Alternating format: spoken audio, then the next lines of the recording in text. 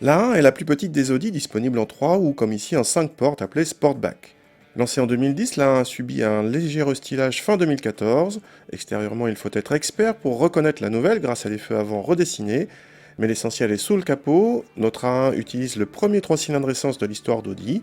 Il s'agit d'un bloc de 1 litre de cylindrée turbocompressé qui développe ici 95 chevaux. C'est le même bloc qui anime depuis peu les Ibiza ou Polo. Sur la 1, il est disponible en boîte manuelle ou comme sur notre voiture d'essai en S-Tronic. À l'intérieur, le restylage n'a pas changé grand-chose, sauf l'arrivée de nouvelles harmonies. Cette A1 est toujours la référence en qualité de présentation sur le segment des citadines.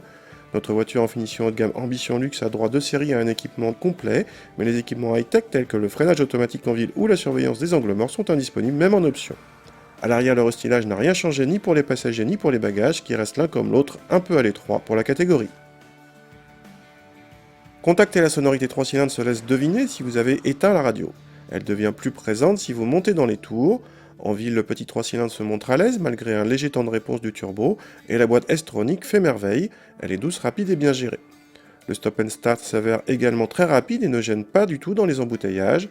Sur route et autoroute, les 95 chevaux suffisent globalement, même si logiquement ils ont du mal à relancer à haute vitesse. Côté châssis, notre modèle avec roue de 17 pouces s'est montré un peu ferme mais dynamique.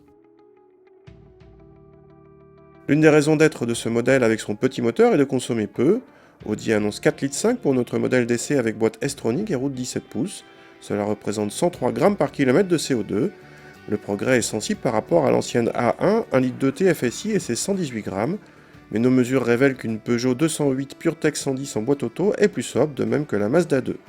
Ces deux modèles sont en plus beaucoup moins chers que notre A1 haut de gamme, vendu presque 26 000 € hors option. Pour ce prix, vous pouvez aussi choisir une Golf de milieu de gamme ou une 308 presque haut de gamme.